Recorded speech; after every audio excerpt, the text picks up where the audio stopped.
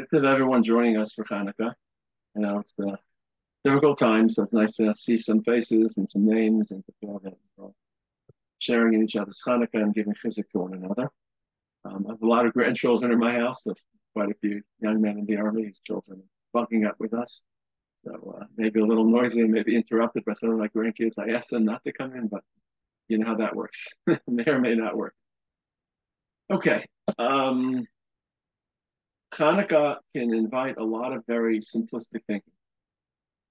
What I mean is as follows. It's a perfect setup for people who are predisposed against anything of Western influence to employ Hanukkah as the paradigm for our heroic and defiant stand against anything Western, anything Greek. This is our chance to once again reestablish the fact that we take nothing from any culture outside of our own. First of all, it's very obfuscating and it's confusing because there are real issues between Greek culture and Judaism and Yiddishkeit, and this wholesale condemnation blurs those differences. Rav Lichtenstein every year was really fascinating in Yeshiva. Rav Amital would use the Chanuka Masiva as an opportunity to give his yearly update on Zionism and redemption. And it constantly changed because Rav Amital was someone who was always changing his mind. And it was fascinating to attend and listen to what he felt, how this redemptive arc or trajectory was altered now that we were going through the Intifada or the Second Intifada or Oslo or Sabran Shatia. It was really fascinating. Rav Lichtenstein would give a 3-hour lecture about Judaism and Greek culture as we're falling into our schnitzel. Is it finished yet? Can we eat our schnitzel? There was a very, very, very sharp contrast between Rav Lichtenstein's sophisticated tour de force presentation about Judaism and Greek culture and Rav Amital's very redemptive and fiery description about where this process in Israel is heading. But Rav Lichtenstein taught us to assess Greek culture much more delicately, much more refined, greater precision, rather than just simply rejecting everything Greek, because not only does it blur the really important differences, because if we reject them all, you don't face any moral challenges, but there are some real moral challenges in Western civilization, which is a descendant of Greek Roman culture. And the second issue is it's wrong. It's the way Chazal saw it. And I'll show it to you in a moment. Chazal didn't see Greek culture and Roman culture as bankrupt of any values. And it's very dichotomizing. You're all looking at the people whose cameras are on. You're all sitting in homes that are structured on Greek math and Greek science. And you're all part of democracies that are the legacy of the first polis state that Greek established. So it creates almost schizophrenia. I'm not Greek, but I am Greek. You know, when I'm in the base medrash and I'm pontificating about how terrible Greece is, so nothing of Greece matters. And then I walk out of the base medrash and I'm essentially part of a Greek-inspired Western culture. So it leads to a lot of schizophrenic religious identity rather than holistic religious identity, which is what we're trying to accomplish. So in the spirit of Rav Lichtenstein, I wanted to spend some time itemizing 3 or 4 areas in which Greek culture differed from our Masora. And when I say Greek culture, I don't mean that Plato and Socrates won the battlefield with the Maccabees. It's ridiculous, right? Plato was 4th century, Socrates was 5th century, and the Hanukkah miracles and the 30-year wars of Hanukkah occurred in the 2nd century BC, of course. It means that there's a larger battlefield, which I'll discuss in a moment, that's metaphysical, and that Greek culture provided certain challenges to humanity. And we faced off against them in those challenges, and we not only prevented those toxic ideas from infiltrating human culture, but allowed the positive and the favorable parts of Greek culture to then enrich humanity and launch the human spirit. So it doesn't mean that the Hashmonaim were fighting. Of course, it wasn't just chronological. The Greek Empire was vast, and who is to know whether the Seleucids who fought Yehuda Maccabee were supporters of Plato, supporters of ancient Greek mythology? We're talking about larger cultural encounters rather than a specific moment in which Greek idea was posed, challenged Jewish ideas. So without further ado, let us begin with the following. To me, it's the fundamental medrash of seeing Hanukkah broadly rather than myopically. The medrash describes the darkness and the void that occurred or that existed before the creation of the world. Source number 1, darkness, void, choshech, confusion, chaos. Chazal saw these 4 phrases. Tohu, number 1, Vohu, number 2, Choshech, number 3, Tehom, the abyss, number 4, as referencing the 4 famous empires. Tohu ze Bavel, Vohu ze Madai, Persia, Choshech ze Yavan, Greece, and then quote the end of it, but Tehom, the endless abyss, is the endless duration of Christian-based Western civilization's persecution of the Jewish people. Namely, Greece is part of this series called the 4 Malchios. The 4 Malchios that were described to Avraham Avinu at the Bris Bein Abisarim, that were part of Daniel's dreams and Nebuchadnezzar's dreams, that were forecast to Yaakov before Nisan Midrashim at the Sulamutzav Artzav Rosh Magia Shemaima. Now, these 4 empires with which we battle, Babel, Persia, Greece, and Rome, are not just 4 ancillary, incidental empires that happen to persecute us and against whom we respond. These are 4 major world powers that rise to glory, dominate the world's imagination, and threaten the world with moral challenges, because each of these cultures provide morally toxic, morally dangerous ideas. And in our face-off with these 4 cultures, we are protecting humanity from its own darker self. By defeating Babel, we protected humanity from the infiltration of very dangerous Babylonian ideas, which would lead to moral torpor or moral decay. By defeating Persia, obviously, we protected the world from the rampant hedonism and ostentation that we see on display in Ahasuerus's party. By defeating Greece, we protected the world from some of the Greek ideas, Grecian ideas, which I'll hopefully try to very quickly summarize today. By defeating Rome, or continuing to defeat Rome, we play that same role. So the 4 empires are not just a way to nicely frame the 4 challenges we faced, but this is the gist of the Maharal in a sefer of his called Ner Mitzvah. In Ner Mitzvah, he digs down beneath the hood of these 4 empires and sees them as historical framing for the moral crusade which the Jewish people are involved with. With a moral crusade on behalf of humanity, with the vanguard of humanity, we defend humanity, and we defend them against Babel, Persia, Greece, and Rome. And of course, Greece is part of that, but keep in mind, I'll open up that screen share again, as opposed to Babel, which is called Tohu, and Madai, Persia, which is called Vohu, the Greeks are called Choshech. Now, Choshech is obviously darkness, but it's not void, it's not chaos. It's just darkness, it's just shading truth. And that source is in the Sfas Emes as well. I won't go into the Sfas Emes. And this means that Greece didn't just provide moral challenges to humanity, which we fended off in our Chanuka defeat and conquest of Greece, but benefits and favorable ideas in philosophy and science and civilization and politics and inquiry and scientific method. And so Greece is not tohu vavohu, it's not void and meaningless. And that's why Chazal harbored appreciation for Greek culture. Source number 4, the Mishnah and Megillah. Although the Tanakama believes you can write a Sefer Torah in any lashon, Rabbi Moshe Taragin, the Mishnah Megillah Chasam Beis is a lot more conservative. You can't just write a Sefer Torah in any language, because all the other languages which aren't Hebrew are seen as substandard languages. But Rabbi Moshe Taragin Omer, Af B'Svarim Sefer Torah Lo Hitiru Sheyichtavu El Yavanis. You can only write a Sefer Torah in Greek. Because Chazal saw Greek as a cultured, civilized nation. That's what made the challenge so unique. Until the face-off of Hanukkah, we had battled savage, violent, paganistic, voodoo, blood drinkers, head decapitators, basically battling savage beasts. So the fact that we didn't defect to these cultures was not a sign of our heroism and our commitment to our Kodesh Baruch Hu's Torah. Why would we want to be blood-sucking, voodoo-worshipping, idol-bowing savages when we can have a dignified system of life, which the Torah offers us? But during Hanukkah, Judaism, for the first time, came into contact and conflict with a real civilization. Civilization that had organized life, that had ordered its world. The word cosmos is a Greek word. I'll talk about this later, for order and organization. And that's why another way, there are basically 3 ways to metaphorize the 4 empires. One metaphor are the animals or the animal-like grotesque figures on the idols of Nebuchadnezzar and on the idol that Daniel saw, the animals that Daniel saw in his dream. The other way are the 4 metals. Metals is important because metals are useful. The 4 metals, Zav, Kesef, and Nechoshes, Ubarzel, and Zav, Kesef, and Nechoshes were incorporated in the Mishkan. And the third system for metaphorizing the 4 empires are different animals that are not kosher. So, for example, Chazal saw in Parsha Shmini, source number 3, the Eshar Neves, the rabbit Zu Yavan.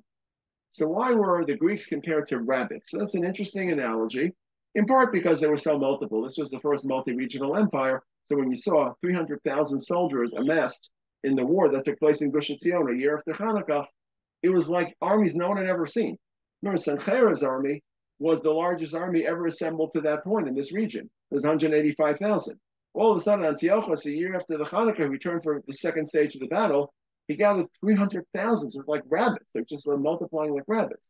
But Chazal sees something a little different, because a rabbit has certain favorable traits of kashrus. It chews its cud. It doesn't have completely split hooves. It has split hooves on the top, but it chews its cud. So Nevis Zu Yavan Ki Malas Gerahi Shemekaleses LaKadosh Baruch Hu. We'll talk about where Yavan praised LaKadosh Baruch Hu. So our battle with the four empires is a battle to defend humanity against moral challenge. It's also a battle to filter some of these values that these empires can provide for humanity so that we can filter out the toxicity like a liver and provide all the benefits, and in particular with Greece. And that's why the famous pasuk in Noach, you can't even begin to articulate the encounter between Judaism and Greek culture without this pasuk. Source number 5, Elokim liyefes, the Yishkan ba'al le'shem. Canaan is, of course, the Eved, Cham's son, Canaan. But of the two sons of Noach, Yefes and Shem become the preferred children. Beauty, not just beauty, but science, knowledge, is delivered to Yefes, and it's streamed through the tents of Shem. How do Chazal see this pasuk? Source number 6. My Tamid of Shimon ben Gamliel. What's the reason that Shimon ben Gamliel allows the Sefer Torah to be written in Greek? Amarkra, Yafzal Kim Yefes, Vishkan Ba'al Shem. Devar Shel Yefes, literally the language of Yefes, you Ba'al Shem, can now cohere and be streamed through Ohel Shem. And this is Chazal's way of not validating, but recognizing that Greek culture was not completely bankrupt, nor provided certain toxic challenges, which I'll hopefully talk about today when we finish with our introduction. So that's the first part of the introduction. Don't be simplistic. I have to tell you on an honest level, on a personal level, I hear sometimes things and ideas that people articulate about Hanukkah, they're shameful and they're appalling. It's so far from the truth. People just exploiting Hanukkah as an opportunity to say everything that is part of the West and part of non-Gentile culture is bankrupt and fraudulent and toxic, and just it's so far from how Chazal viewed DFS and Reb Shimon Gamliel viewed DFS, and it misses the point. It's not just simplistic; it misses the point. There's some real issues which I'll hopefully identify. And if you just have this wholesale condemnation and rejection, you miss the real issues, and it doesn't help. Because let's face it, we're part of Western culture. And we have to know which issues to defend ourselves against. The second issue to appreciate is that Hanukkah was not a one-off encounter. Hanukkah was part of a multi-century encounter between these two cultures.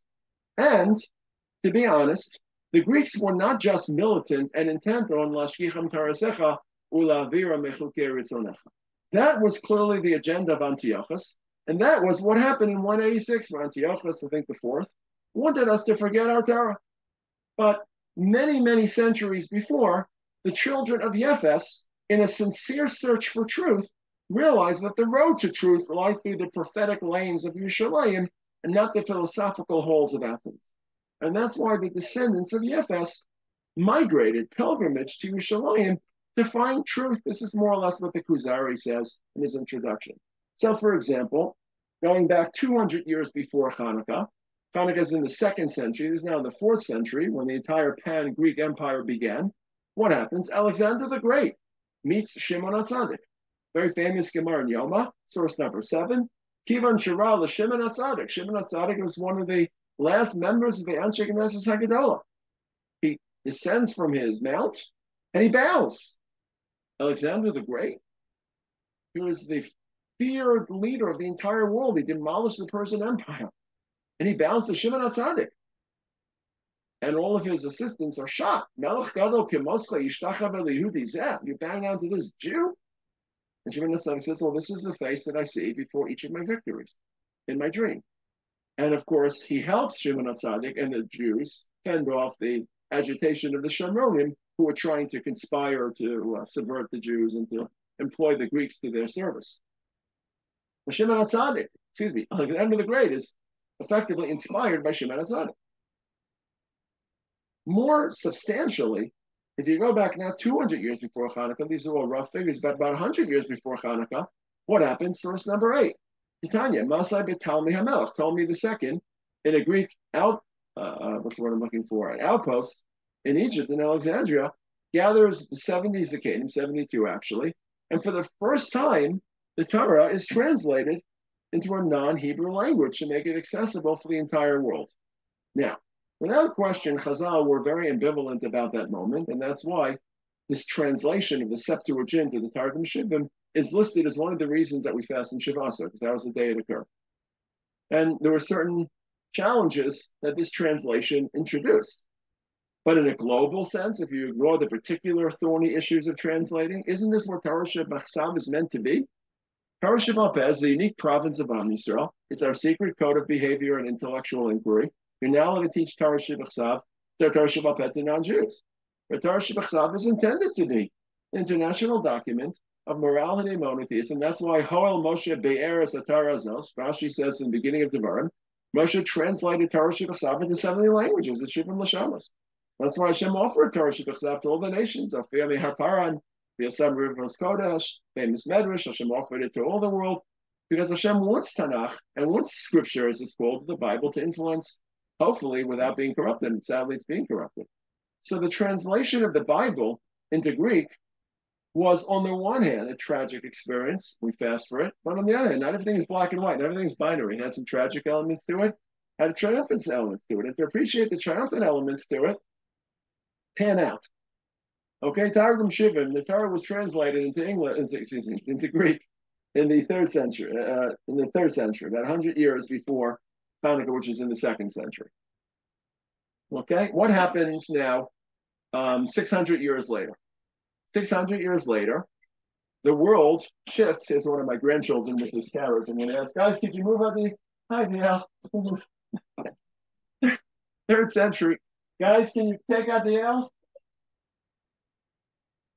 Guys, can someone take out the L, please? I'm giving a lecture. Thank you. Sorry about that. It's a little bit fun here in the Taragin household over the last 2 months. Baruch Hashem, I won't say it should continue to be so. So about 600 years later, the entire world shifts from paganism or polytheism of the Greeks and becomes monotheistic. In the Edict of Milan in the 4th century, the Roman Empire becomes Christian. Now, Christianity is not a pure blend of monotheism, but it's still a better religious orientation than the ancient paganism of human sacrifice and bloodthirsty drinking. And then 300 years afterwards, Islam arises. Who do you think the first Christian converts were? Well, sadly, many of the first converts to Christianity were Jews, sadly. But most of them were Greeks who were influenced by Judaism. There were huge populations of Greek citizens who had pseudo-Jewish behavior. They kept half Shabbos, the SMS had half Shabbos and whatever they had. So this encounter between Athens and Yerushalayim took place over hundreds of years, and it worked both ways. It's not just that the Greeks tried to influence us, but we influenced the Greeks. And our influence on Greece essentially led to the march of monotheism. And when Mashiach comes, he's going to enter into a world that's basically monotheistic, and it'll have to empty Christianity of its leftover pagan influences, of course. There's no physical construct to Kodesh Baruch Hu Chas v'Shalom. He's going to have to purge Islam of its militantism, of its desire for blood and conquest. But essentially, Mashiach will not have to convert a pagan world into a monotheistic world. The world is essentially monotheistic already, with whatever corruptions occur. And of course, in Ramban, if you look at the Ramban in the 13th century, after the disputation in Barcelona, he writes a sefer to the very dispirited community because he won the dispute, but of course, Jews never won disputes. And the community was dispirited, and the Ramban was forced to flee to Yerushalayim, and to Akko, then to Yerushalayim. And he writes in a little sefer called Torah Hashem Tamima that essentially we have mixed feelings about the rise of Christianity. Historically, it was awful. Historically, it was horrific. But religiously, it represents the advance of humanity to a religion that's closer to monotheism. It's hard for us to call it pure monotheism, but it's a religion of civility, it's a religion of compassion, it's a religion of one God, and we take these things for granted. But they're much closer to where we want them to be than the pagans with whom our ancestors cohabitated or lived with, or lived amongst them. So this is just a very large introduction so that the whole discussion of Greece doesn't default into a simplistic and incorrect and fraudulent, it's all treif, and they were all treif, and they were barbarians, and we defeated them, they were all elephants. It's not what happened. The question is, what did happen? What are the differences between Athens and Yerushalayim? Now, I see on my clock, I only have another 23 minutes or so. I have to run to a wedding.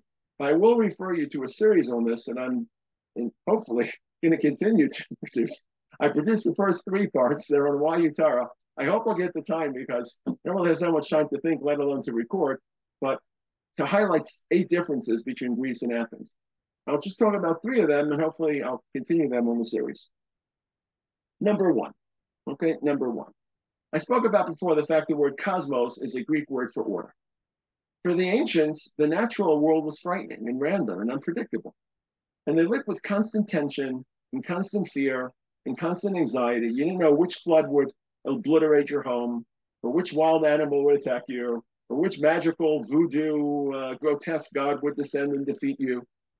And the Greeks, through scientific inquiry, began to organize the world and make the world a more predictable place to live.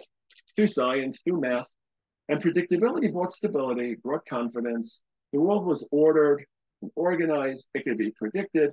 And on top of that, now that they weren't in a fight for survival, just to survive the next day, they could start to articulate the larger issues of life. So science enabled philosophy. So the fact that Archimedes was a mathematician and a scientist as well as a philosopher, now that the world was organized, you had space and tranquility to think about the larger questions of life: eternity, soul, virtue, morality, community, or whatever their versions of gods were, whether it's the polytheistic gods of Greek mythology or the gods of Plato and Socrates. But they had a workable, civilized way to lead their lives. But here's the problem. It created 2 challenges. One is, which I won't elaborate tonight, it left little to the realm of mystery.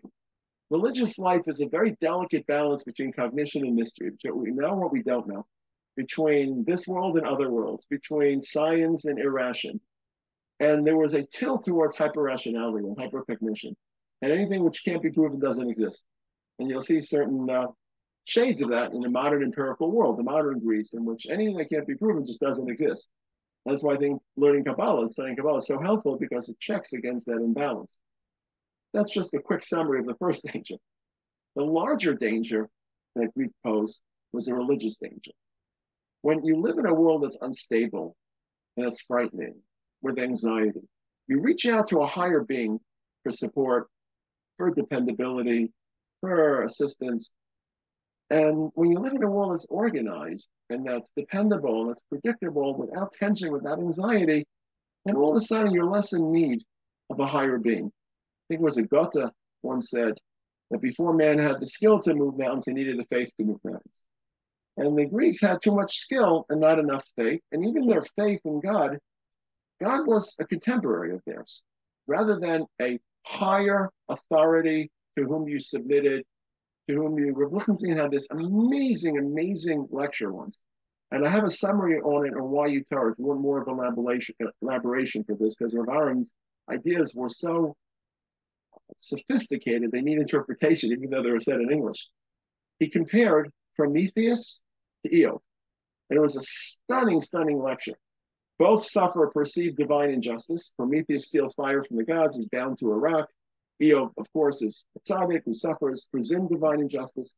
But in Eo's struggle with HaKadosh Baruch Hu, there's a transcendence. Hashem is always this upper being, and he's railing against that authority, but he recognizes there's a hierarchy to the structure. And in Prometheus, he's one and the same with the gods, with Zeus. And he may be weaker than Zeus. He may not have the strength of Mercury, but they're in an equal setting. They're contemporaries. And this is what, and Rav Aaron quoted, ironically, when he gave us the Shir on Chanuka, just to show you how intellectually honest he was, he quoted Tennyson often. Tennyson was a 19th century British poet who said that this humanism was the primary injury of ancient Greece to religious thinking, because it created an anthropocentric world as opposed to a theocentric world, in which HaKadosh Baruch Hu is at the middle of our universe, and we submit to him, and he's transcendent. And as Yeshaya Hanavi writes, source number 9, Ki lo machshivosai machshivosechem v'lo darchechem derachaynu am Hashem. My thoughts are in your thoughts. Plato would not agree with Yeshaya Nun Hey. In Plato's world, whatever image of God he has, it could be copied and pasted into the human intellect. Rather than seeing HaKadosh Baruch Hu as this beyond, transcendent being that I can't begin to imagine, no human word, and the best I can do is study the moral footprints of HaKadosh Baruch Hu and try to replicate them, or study his Torah and better know him. So transcendence was completely absent from the Greek view of their gods. And that's why, at least, both in the mythological system of gods, which was laughable, because those gods were essentially human beings, just written larger, more muscular, greater sexual and monetary appetites, living on a mountain, but essentially their conduct resembled human conduct with all of its vices and all of its pockmarks. And even as you get to the more sophisticated views of God in Plato and Socrates, you don't have this transcendence. And transcendence is quickly disappearing from our world. Post-Holocaust, Hashem was very frightening to people. And because of that, our generation, I mean, the generation, the second and third generation after the Holocaust, we were able to translate Hashem into a friendly grandfather, not a father in heaven, but a grandfather in heaven. Father in heaven is frightening. A grandfather in heaven is cute. My grandkids aren't afraid of me. They're afraid of their father. My kids are, well, they used to be afraid of me, not anymore. So my grandkids, they come to me for chocolate. They come to me for favors. They come to me for lollipops. So we want a grandfather in heaven, not a father in heaven. And we're losing transcendence. We're losing Anna. And this is part of the seductive whisper of Western culture in which God is compassionate and favorable, and what can religion do for me, rather than how can I serve HaKadosh Baruch Hu. Number two, the second, this is still issue number one, but subset number two. The second danger of Greek humanism is that human beings no longer have Tzelem Elokim. We believe that there is a one God responsible for all of reality, who's autonomous from nature, who created similar autonomy in us. That's Tzelem Elokim. Just like Hashem is different from nature, we're different from nature. And we possess traits that nature doesn't possess, that are roughly similar to Hashem: freedom of choice, consciousness, creativity, whatever traits we possess. They're separate from animals, trees, rivers, and they're resembling HaKadosh Baruch Hu. And therefore, we, you and I, and every human being that walks this planet is a unique creature, the masterpiece of creation, touched by the whisper of HaKadosh Baruch Hu. And we have to respect that Tzelem Elokim. In Greece, human beings didn't have a Tzelem Elokim. There's no unique image or quality that human beings were invested in, because there was, quite frankly, no Elokim to endow that Tzelem. And that's why even in the entire creation story is very, very murky in Greek mythology. There are many different stories about how warring and rival gods created different parts of nature. It's like a story. It's not a major event. And in Socrates and in Plato and in Aristotle, it's not something in which you have a divine figure who then issues Tzelem Elokim. I thought about that a lot. I just published an article in the Jerusalem Post, I have a weekly column, because I think that this struggle with Hamas is also a struggle over Tzelem Elokim for very, very different reasons. In the Greek world, the Tzelem Elokim didn't exist because there was no divine author to deliver it. In the world of Islamic fundamentalism, God is angry. So if God is angry, then why shouldn't you just kill and murder and make God happy? Because God is happy when people die and when blood is spilled. So I wrote this article, which maybe I'll link at the end of the video. I'll send to you all to link in the next session, about Hamas and Hellenism and what the overlays are, because it is important to try to tie our current struggle, the ideological battle, to past battles as well. By Yom Iyun. The third aspect, very quickly, of the first issue is that, of course, in Greek religion, there's no commandments. There's absolutely no mitzvahs. There's no submission. Why should there be submission? God is an idea. God is some demiurge, the language that Plato used.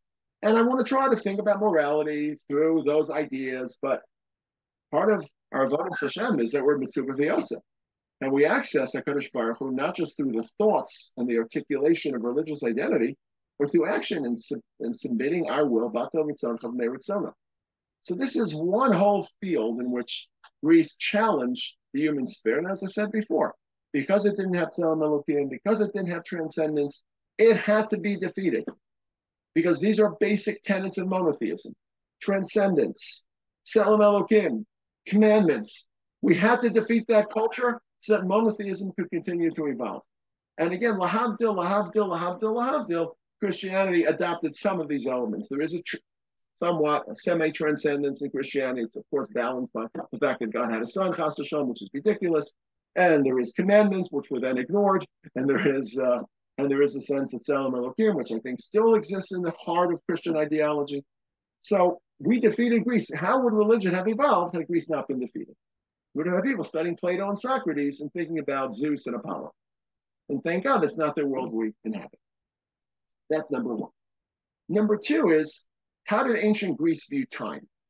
Plato spoke of absolute ideas and absolute essences. He objectified this world into higher, more abstract concepts. So I'm sitting on a chair. This chair is in Alon Shvut, and it's in my room, my Sfarim room, but it's really a reflection of a Platonic chair, which is in heaven.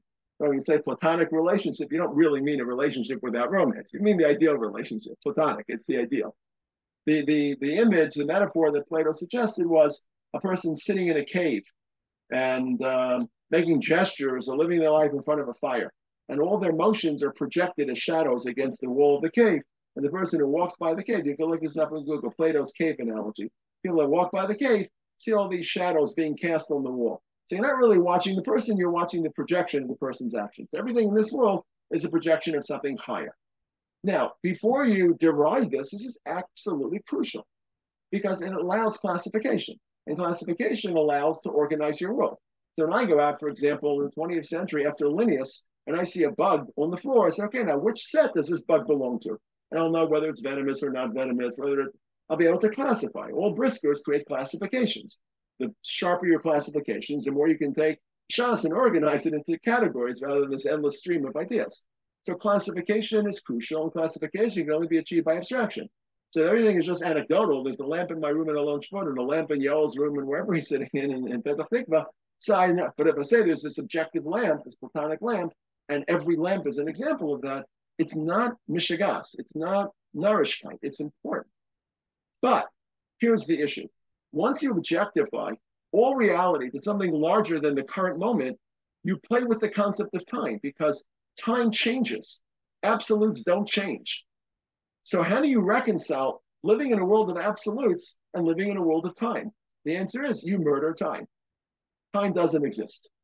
The world is either eternal or, as many Greeks believe, time doesn't exist. Now, many of you may have heard, if you haven't, another thing to Google, you have homework. Google Plato's cave and Google Zeno's paradox to prove that there's no time. He had a series of paradoxes and experiments to prove the tortoise and the hare and the arrow that was shot.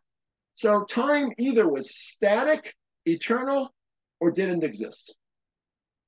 Now we, meaning you and me and all of the other Bnei Yisrael, we have a different term for time. We call time history. And history has a beginning, Maaseh Bereshis, and history has an endpoint, Yemos HaMashiach, a terminus. And the trajectory that leads from the beginning, Tov Vavo, to the endpoint, we call that terminus, we call that process, I'm stopping the screen share, we call that process redemption. And in Greece, there is absolutely no sense of a redeemed world. The world is static. The world is just projections on people's caves. The projections don't change. We live through history, and history shifts. Human beings affect history. As the proxies of Hashem, we're uniquely qualified to drive the arc of redemption, and we change history and drive it to its inevitable and inexorable endpoint called Yemos HaMashiach, Geula.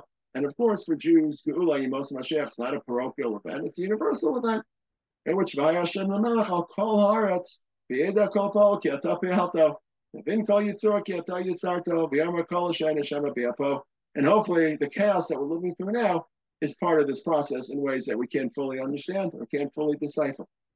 Now again, don't underestimate how important the concept of redemption is, not just for us, but for all of humanity. Where would humanity be if they didn't imagine a dynamic world that could change and improve? How often do people use the term redemption as a metaphor? How often do people use the term going to the promised land? Just ask Martin Luther King. And if we hadn't defeated Greece in the 2nd century, I don't think Martin Luther King would have said, I have a dream, and I'm taking you to the Martin Luther King to free people who were discriminated against and were disadvantaged. That echo was picked up from a world which had redemption, which had migration to the promised land. So the second major cultural challenge between Greece and the Torah, between Yerushalayim and Athens, was not just transcendent religion versus seeing God as on a par, and a God, and the Kuzari writes about the God of Abraham and the God of Aristotle, the God without commandments, the God without transience, the God without Tzelem Elokim being endowed to human beings. The second difference is how we experience time. Because Greece objectified reality to higher absolute essences, time became either static or non-existent. We live in a changing experience called history, which is dynamic and which we could directly affect by our behavior and our actions. The third and final area in which Greece and the Torah, Lashkicham Tarasecha, clashed, in which there was a cultural conflict between Athens and Yerushalayim, was the complete and total absence of tzedakah, or as we call it, compassion and charity, from ancient Greece. Now, this is a little bit confusing because the word philanthropy, and here's a good chance to let everyone know that Yoel Weiss is the executive director of the Gush fundraising division. So if anyone likes the word philanthropy, he's the address. You can send your checks to the Etzion Foundation. But the word philanthropy is actually a Greek word. Philanthropia is a Greek word.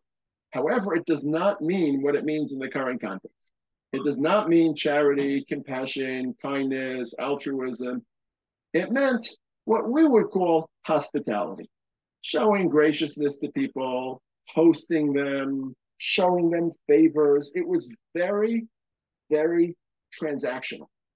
You gave because you expected. It was almost like a cultural rite, a cultural play. You came to my house, I showed you favor. I came to your house, you showed me favor. It was extremely limited to the upper class. There was absolutely no record in Greece of supporting the weak. Or why should you?